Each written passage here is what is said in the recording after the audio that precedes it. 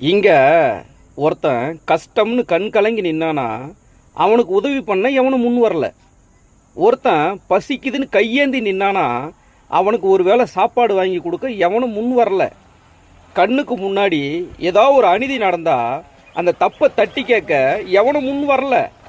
ஆனால் யாராவது ஒருத்தன் அடுத்தவங்க மேலே அக்கறைப்பட்டு அவங்களுக்கு ஒரு வேளை சாப்பாடோ இல்லை ஒரு உதவியோ தப்பை தட்டியோ கேட்டுட்டா இவன் யார், எங்கேருந்து வந்தான், இவனால் எப்படி முடியுது, இவனுக்கு எப்படி பணம் வருது, யார் உதவுறா, இவன் சர்வதேச கைகூலியா, எத்தனை கேள்விடா.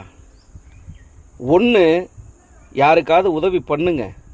அப்படி இல்லைன்னா நம்மளால் முடியல யாரோ ஒருத்தவங்க செய்கிறாங்கன்னு அதை நினச்சி சந்தோஷப்படுங்க.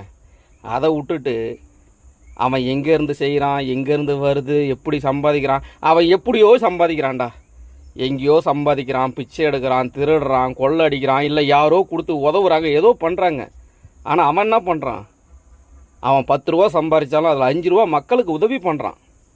இங்கே கோடி கோடியாக பணத்தையும் சொத்தையும் சேர்த்து வச்சுக்கிட்டு கண்ணுக்கு முன்னாடி பசியோடு தவிக்கிறவங்களுக்கு கூட உதவ மனசு இல்லாமல் பொட்டி பொட்டியாக பூட்டி வச்சு பணத்து மேலே தூங்குறவங்க மத்தியில் ஒரு ஏழ்மையான குடும்பத்தில் பிறந்து கஷ்டப்பட்டு வளர்ந்து முன்னேறி 4 பேருக்கு உதவிகளை செய்கிறாரு கேபிஒய் பாலா. அவருக்கு எவ்வளோ குடைச்சல்றா கொடுப்பீங்க? மனுஷனாக இருங்கடா, கொஞ்சமாவது மிருகமாக மாறாதீங்க. மனுஷனாக பாருங்கள், நீங்களும் மனுஷனாக இருங்க.